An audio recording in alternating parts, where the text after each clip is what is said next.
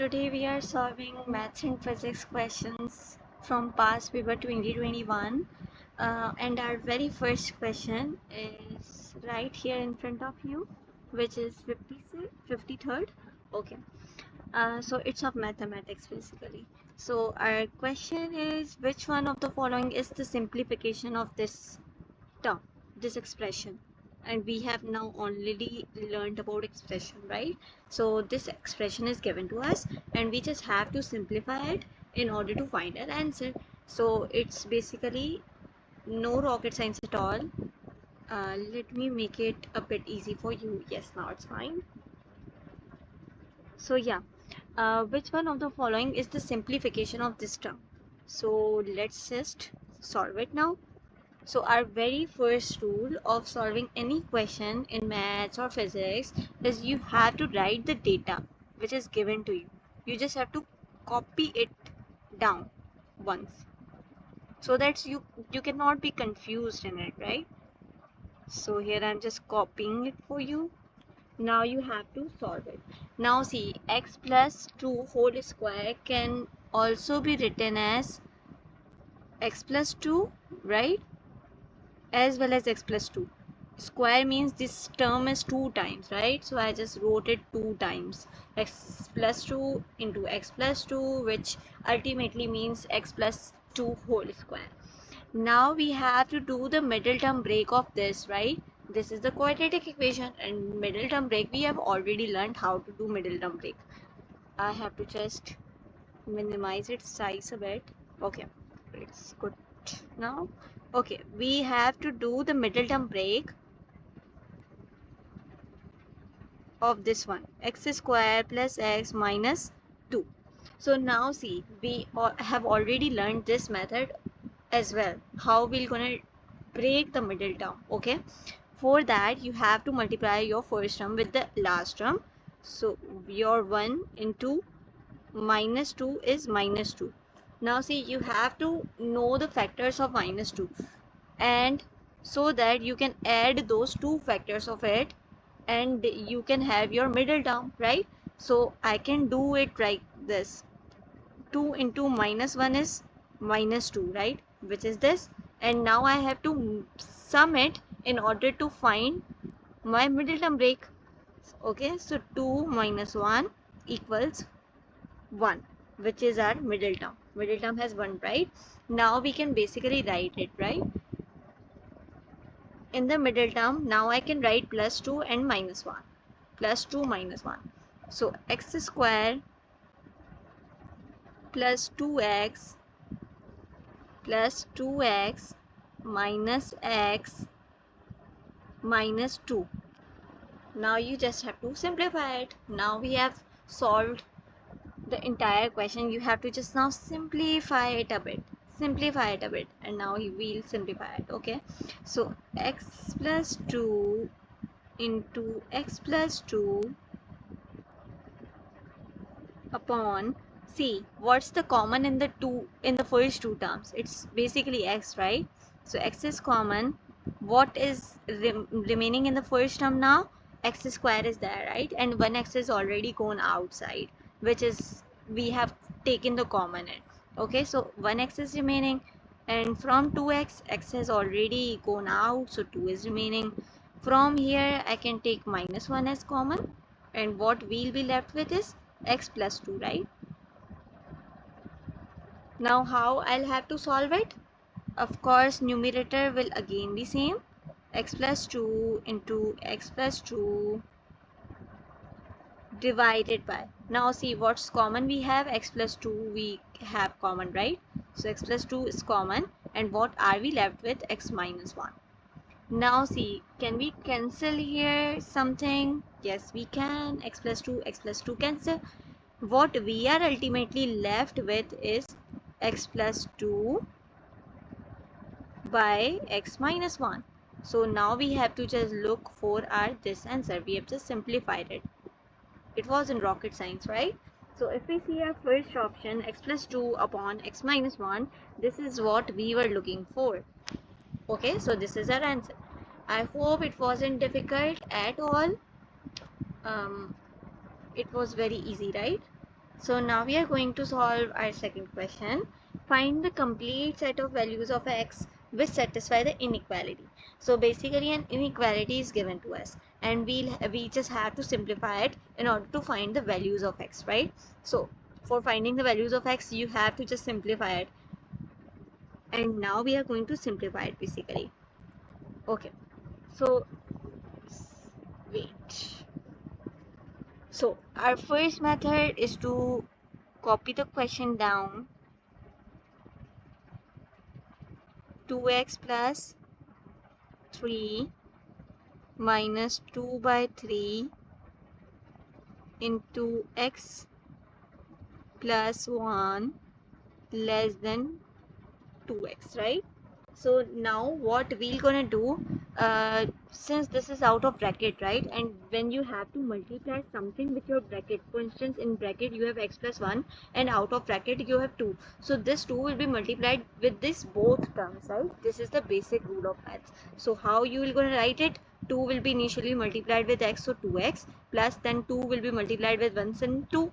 Okay, so you have to multiply this 1 by 2 with these both terms. Okay, with these both terms.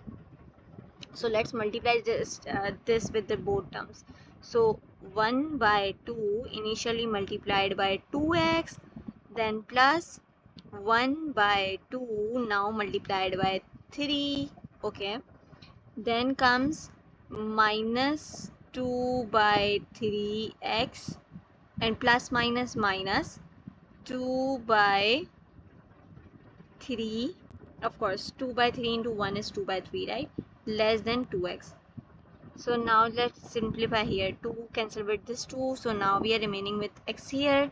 Okay, and what else we have, I mean what, in what term we do have x? So it's basically this, right? So I can write it with it so that it can be easy for us in order to simplify, right?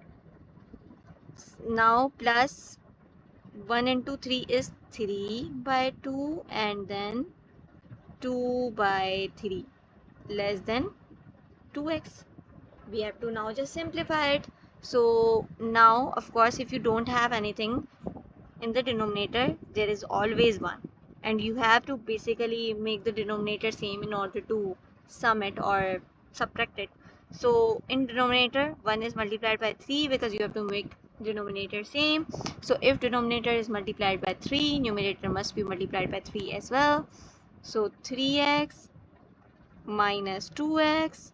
Okay, now denominator is same 3, no need to write it again. Okay, plus c, we have to take the here LCM, and of course for making it both the same, I can multiply this 2 with 3.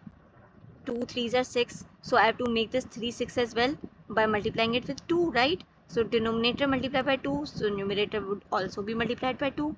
Denominator multiplied by 3, numerator will always be multiplied by 3 then. Okay, so 3 3s are, it's 9, minus 2 2s are, it's 4, and 2 3s are 6, denominator is now same, 2x. Simplify just 3x minus 2x is x, right, upon 3 plus 9 minus 4 is 5 by 6 less than 2x. Now see, basically we have to find x value, right? So I can take this entire term to the right hand side in order to make my x alone, right? So wait for a moment. So 5 upon 6, 2x minus x upon 3, have to make the denominator same, so 1 by 3, numerator also 1 by 3, equals 5 by 6 less than 2 3s are 6x, right? And 6x minus x is 5x,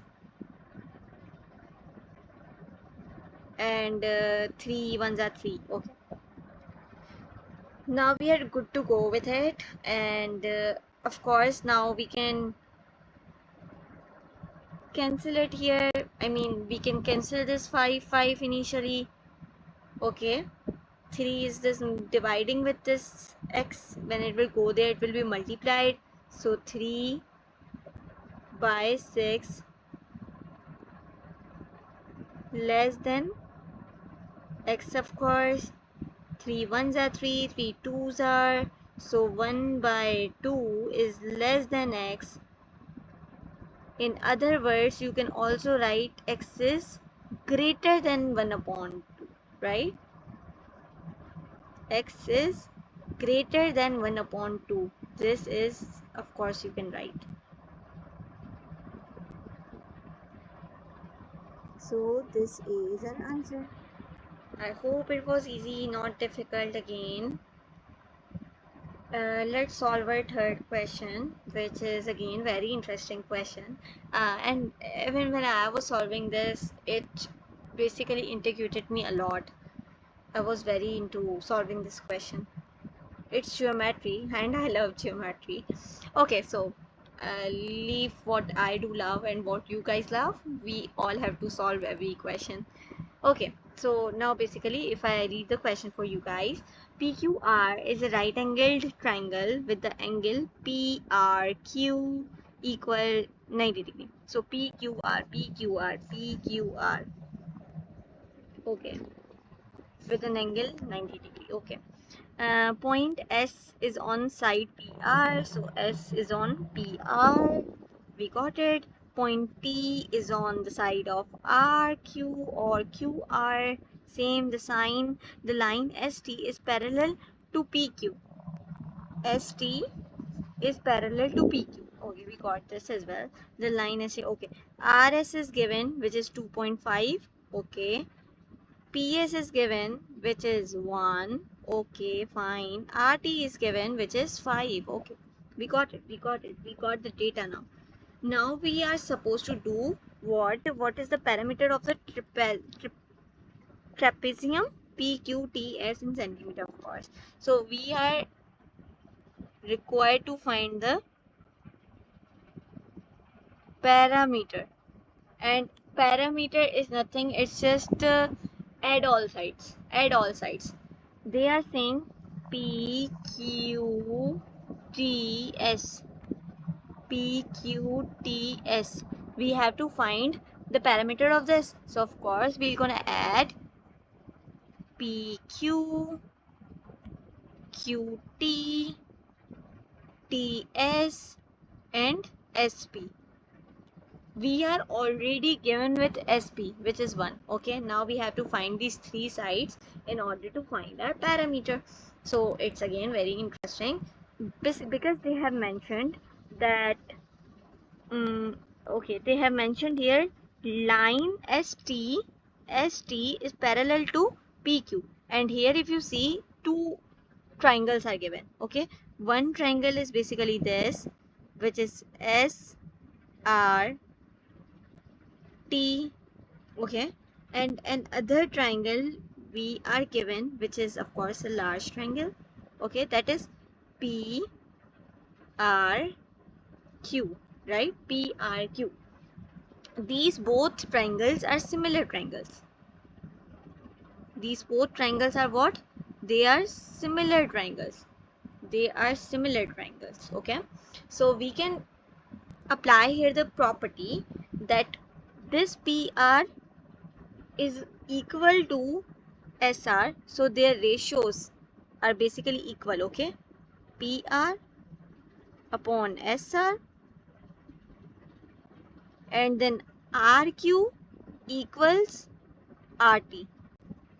QR ratio RT. Their ratios are always equal. In the similar triangle, the ratios are always equal. Know this thing. This is very interesting thing. Okay, you must know this thing. So now basically PR, we are already given with PR, right? 1 plus 2.5, which is 3.5. So 3.5 by SR. So SR we are already given with, which is 2.5 again. Okay, equals QR. What's QR? QR is basically we don't have it, right? So we are finding it. And RT. RT is this 5 which is already given to us. Now see, we can here simplify it in order to find our basically this x, and how we're gonna do it is very simple again. So how you're gonna do it, just cross multiply it, no rocket science at all. 5 into 3.5 is equal to x into 2.5. Okay, you have to find x, so x will be of course divided there. 5 into 3.5 divided by 2.5, because you're finding the x value, right? Now see, 2.5 ones are 2.5, 2.5 twos are 5, right? So 2 into 3.5 is 7. 3.5 plus 3.5, you can also do it like this. So it's 7 basically. Now this whole, QR is 7. This whole QR is 7. And RT is already 5.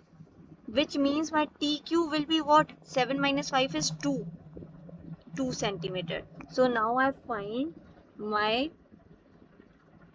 QT as well, which is 2 centimeter. Now I have to find 2 more. We have to find this one, we have to find this one as well. So what we'll be doing now, let's just apply the formula for finding the parameter. Okay, let's find this big one. Let's find this big one. Let's find this big one size. Okay, RQ is already you have, which is 7, right? PR you already have, which is 3.5. Now just let's find the big size. So you have to find the hypotenuse.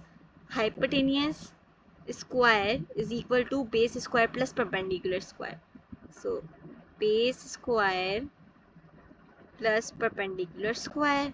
You have to just find C, not C square. So C is equal to under root base square plus perpendicular square. Let's just substitute the values. C equals, what base do we have? 7. 7 square is 49, right? And what perpendicular we do have is 3.5. We have to find the 3.5 square, right? So let's just find the square of the 3.5 here.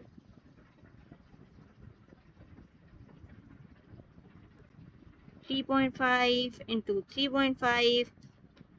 Let the decimal be for now, since you will be confused for now. Okay, 5 5s are 25, of course. 5 3s are 15, 16, 17.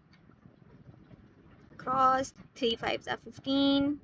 1 here. 3 3s are 9, 9 and 10. So 5, 7 and 5 is 12, right? 1 here, 2 and 1.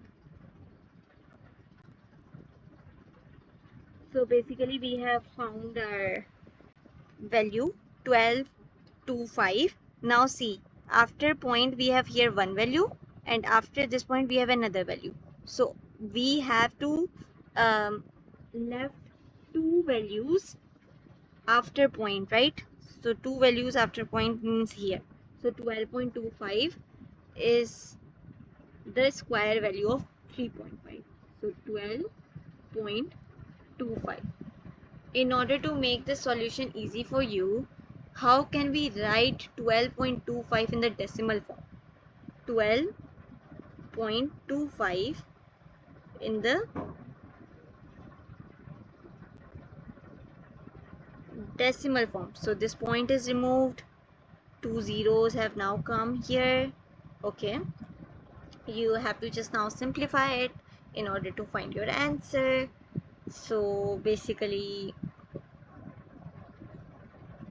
25 fours are, okay, 25 fours are 100, and 25, let's suppose 25 49s are. I'm sorry for today, my touch isn't working today very finely. Okay, but that's okay.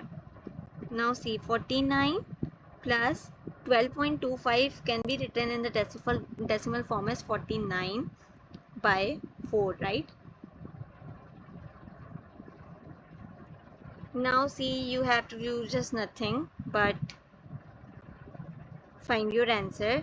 So 1 multiplied by 4, you have to multiply by 4 as well. So in division you have 4, and 49 by 4, let's see what it comes. 36, 4 4s are 16, 16 and 3, 196. Okay, so 196 plus 49, 196 plus 49, 5, 1 here, 4, 1 here, 2. So 245. 245. Now we have to take this out from, of course, this radical sign. So of course 4, when we're gonna come out of the radical sign, it will be 2. Okay, and here of course I can write, this is basically nothing but 7 square into 5, right? 7 square means 49 into 5. So when you multiply these both, you're gonna get 245. 245. So you can of course write it like this: 7 square into 5. Okay, under root. So of course when 7 square will gonna come out of this under root, this would be 7 radical 5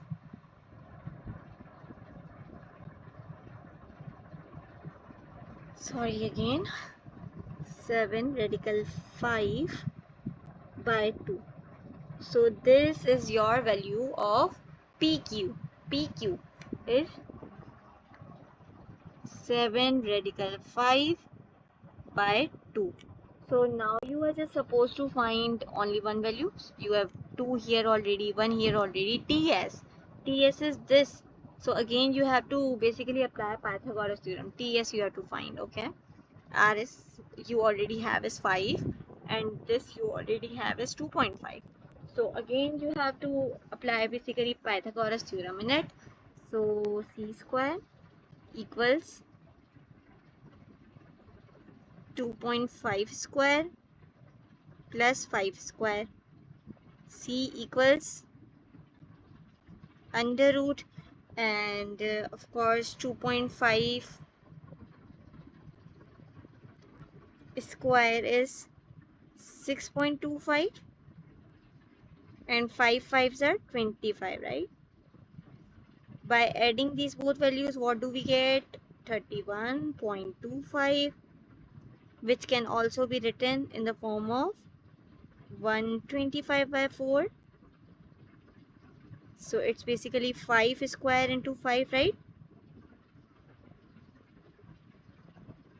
It's 5 square into 5 in under root divided by 2 square, which will gonna come out like this. 5 will gonna come out under root 5 in division 2. Okay, so we have now found this value as well. Now just let's add all the values together. Let's add all the values together, and we have to do nothing else now. Okay,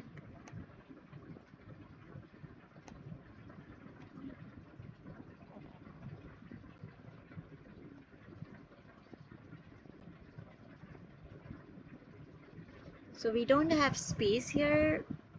I just have to go a bit down. Okay, so now we have our one side as 1, okay, another side as 5 radical 5 by 2, our third side 2, and our fourth side 7 radical 5 by 2. Add these 2 and 1, of course we're gonna get 3. Okay, since their denominator is same, they both can be added as well. So 7 plus 5 is 12, radical 5 remains same by 2. Okay, 2 1s are 2, 2, 6 are 12. So 3 plus 6 radical 5. What can I take common from here? Of course, I can take 3 common from here, right? So 1 plus 3 2s are right. So 2 radical 5. So this parameter we got basically 3 into 1 plus 2 radical 5, which is our option number A. So yeah, this was not complicated at all. Initially, it might sound to you that it was complicated, but now I guess it is not complicated for you at all. Okay, now let's go and solve our fourth question, which is again very interesting. Okay, so PQR and PRS are the right angle triangle. They both are basically equal. Okay, angle PRS is equal to the angle PQR. So these both triangles are equal, which are 90 degree, 90 degree, 90 degree. Okay. RS is given to us, which is 5 centimeter. The area of the triangle PQR is 14 centimeter square and 10 PQR is 1 by 7. What's the value of cos RPS? They have given us 10 PQR, but we are supposed to find cos RPS. Okay, which is easy, I believe. Now see, what can we do from here is basically we are provided with this, right? So it's 10 PQR instead of PQR. Okay, I can write it like same, right? PQR equals 1 by 7. And we know that throw proper brush meaning 10 equals proper brush. So proper brush means perpendicular upon base. Okay, perpendicular upon base. So this one is my perpendicular, and of course there might be some x-axis as well, which would have been definitely cancelled out. So I am supposing here x as well. So my 1x is basically here perpendicular. Okay, and my 7x here is basically base. Okay, so now we are given with the area as well. Okay, and area of triangle is what? Area of triangle is what? It is nothing but 1 by 2 base into height, right? Base into height. Triangle area is already given to us, which is 14. 1 by 2 base. This base is, now we have 7x, right? 7x. So 7x. Height is only 1x, or I can write only x as well, which is not rocket science. So 14 equals 7x square by 2. 2 is dividing here. When it will go there, it will be multiplied. So 7 square equals 14 into 2. 7 is multiplying here. When it will go there, divided. So 14 by 2, of course, by 7. 7 into 1, 2. 7 2s are 14. So x squared, 2 into 2 is 4. We are not just supposed to find x, however. We are not supposed to find x square, but only x. So under root on both sides, and the under root of 4 is 2. Okay. So our x is 2, which means 1 into x is 1 into 2 is 2. And 7x, which means 7 into 2 is 14. So our perpendicular value is now 2, and our this base is basically 14. Okay, now from here can we find this one by applying Pythagoras theorem into it? Yes, definitely we can. So now just let's apply Pythagoras theorem into it. C equals under root base square, which is 2 square, right? Perpendicular square, which is 14 square. Okay, so C equals 2 2s are 4, and 14 into 14 is 196. Okay, let's just add these both. 200, right? I can also write it like this: 10 square into 2. because 10 tens are 100 and 100 into 2 is 200, right? So 10 now can come out of this under root 2. So my this value is now 10 under root 2. Now see, we are basically supposed to now find what? We are supposed to find cos RPS. Cos RPS. So cos RPS curly brown here, which means base upon hypotenuse.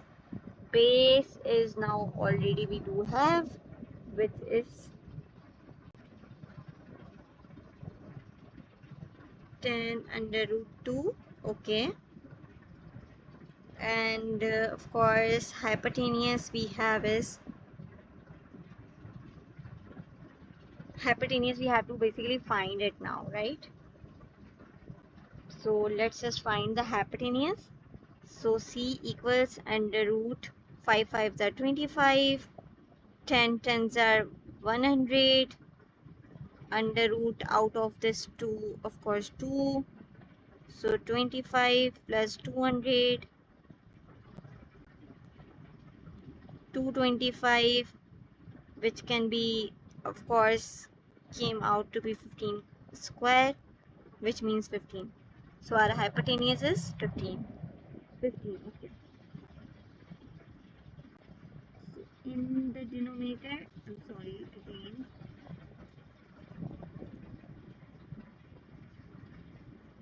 Now we have to just cancel it out and do nothing. So 5 2s are 10. Okay. 5 3s are 15. So it's 2 radical 2 by 3. 2 radical 2 by 3 is our option A. Okay, we are done with this question as well. Let's go and solve our fifth question. Okay. And at an athletics competition, a hammer thrower swings a hammer in a horizontal circle. Immediately before releasing the hammer, the ball at the end of the hammer is moving at a constant angular velocity. So angular velocity of 10 radian per second. Angular velocity they have given, and angular velocity is denoted by this omega. Okay, so we have now just written here, which is 10 radian per second. Okay, okay. Circular part of radius, and radius is 2 given, so 2.5 meter. Okay, so which row is the table gives the speed and the magnitude of the acceleration of a ball just before? So basically they are asking about the velocity and the acceleration of ball. So they have given us angular velocity. They have given us angular velocity, and they have asked us to find the velocity again, which is now of course a tangential, right? So the relationship between angular velocity and the normal velocity, which is tangential or normal velocity, is again this. Okay, normal velocity equals r angular velocity into r. This is the formula, this is the relationship between normal velocity, okay, and angular velocity. So from here you can find the velocity, right? So angular velocity is already given, which is 10, radius already given, which is 2.5, this multiplied, so it would be 25, right? 10 means point would be moved here, so 25.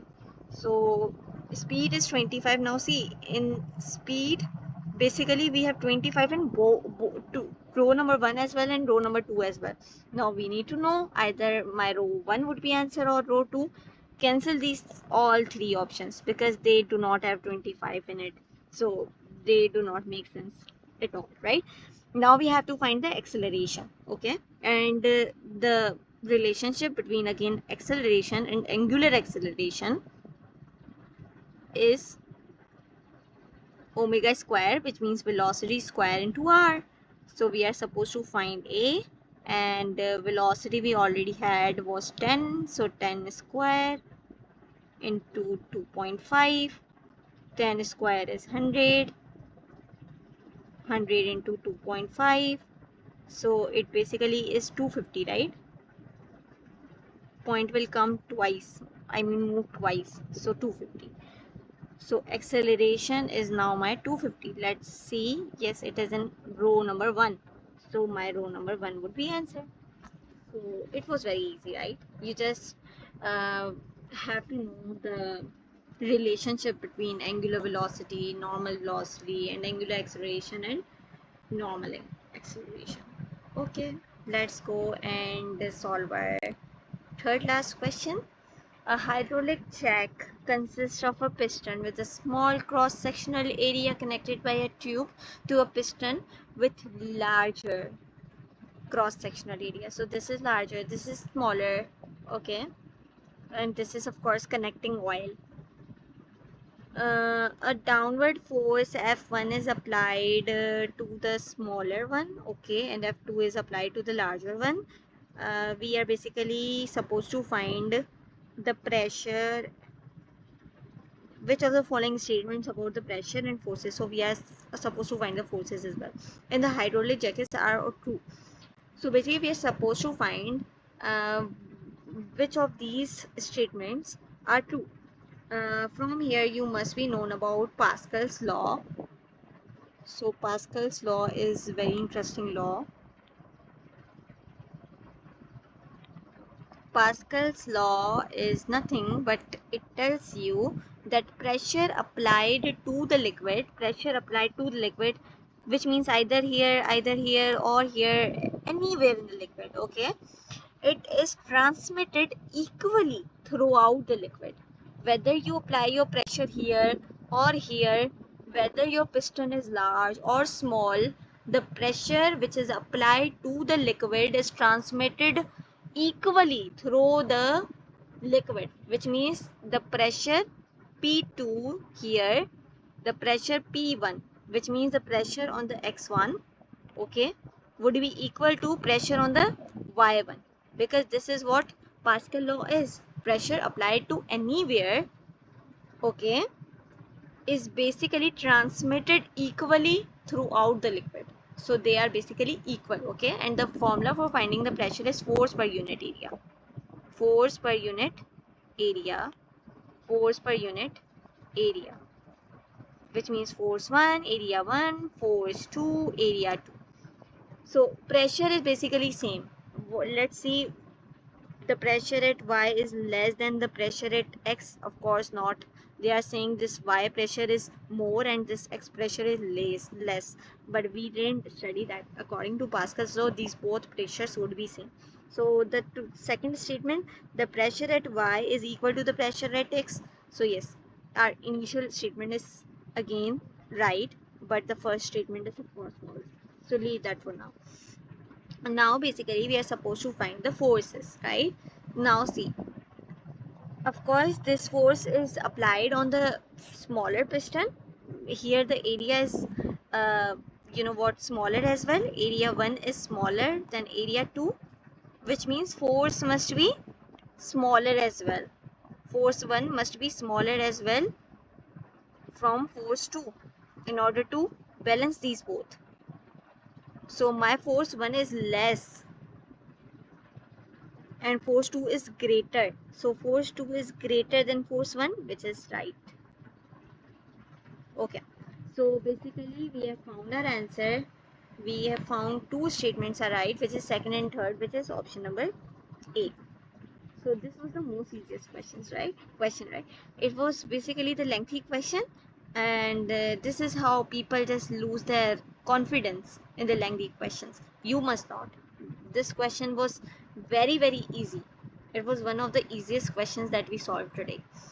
Now here a metal has a specific heat capacity of 500 joule per kilogram into centigrade Celsius. A block of this metal has a mass is given. Just write the data down. So 1.20 kg. Specific heat capacity is given, which means C is given. which is 500, okay, is provided with a thermal energy by a heater of 5 minutes. So time is given as well, which is 5 minutes. Okay, the temperature of the block increases from 40 to 90. So temperature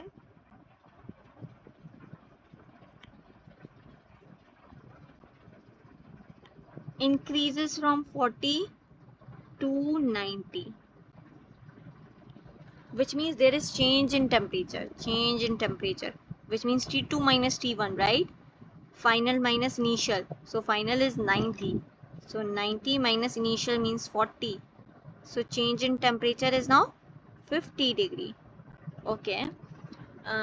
What is the power of the heater? So formula for finding the power is energy per unit time. Okay, energy per unit time. Now we are supposed to find here energy, right? For finding here the energy, mc delta t, this is the formula for finding the energy, right? Thermal energy. So q equals mass is basically 1.20. This c is already 500. Change in temperature we have already found, which is 50 degree, right? So let's just multiply these all. So 500 into 50, 0, 0, 0. 5 into 5 is 25, right? 25 to 25,000 into 1.20. Point gone, of course, 100 down. So these 20 cancel with these 20.